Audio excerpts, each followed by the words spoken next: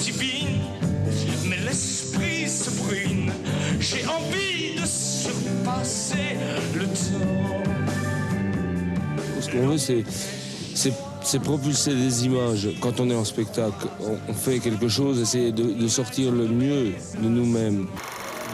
Christian Descamps est encore aujourd'hui la voix du groupe Ange, le dernier de l'équipage originel. Mais la formation actuelle a déjà 25 ans d'âge. Imbibé de la première heure, Jean-Marc Bernardin les a vus 115 fois sur scène. Il ne manquera pas le concert anniversaire des 50 ans. 50 ans, c'est encore juste. Il faudrait bien encore quelques siècles, je pense. Une éternité, c'est long, surtout vers la fin, disaient des proches. Et moi, je voudrais bien atteindre au-delà de l'éternité, comme ce fut au-delà du délire.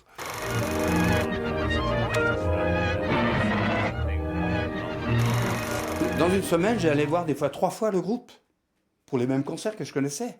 Voilà, et j'ai commencé à amener du monde dans ma voiture en parlant de Ange. Venez voir ce que c'est, étant donné que... Et c'est vrai que on a eu des moments fabuleux. J'ai des souvenirs d'enfer. 1980. Fin 69, le groupe de bal Les Anges devient Ange. Christian Descamps et Jean-Michel Brézovard sont rejoints par Francis Descamps, Danielas et Gérard Yelch pour créer sur scène à Belfort la fantastique épopée du général Machin au centre culturel de la Pépinière le 31 janvier 70. J'étais fan de Procolarum, des gens comme Aphrodite Child avec l'album 666. J'avais été fasciné par Sgt. Pepper's, des Beatles. Enfin, plein d'influences de partout. Et puis surtout, quand j'avais 17 ans, j'avais vu à Montbéliard Monsieur Jacques Brel sur scène. Et là, je me suis pris la claque. C'est là que je me suis dit, enfin, un peu plus tard, que les Français ont une belle phonétique. Après l'album Caricature, les disques d'or vont s'enchaîner. Au-delà du délire, le cimetière des Arlequins ou encore Émile Jacotet, né de la rencontre inoubliable avec un maréchal ferrant conteur de Haute-Saône.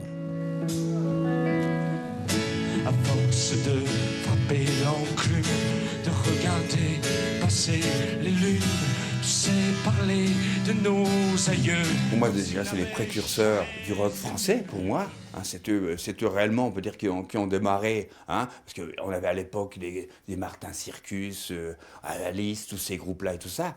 Mais Ange était au-dessus du panier.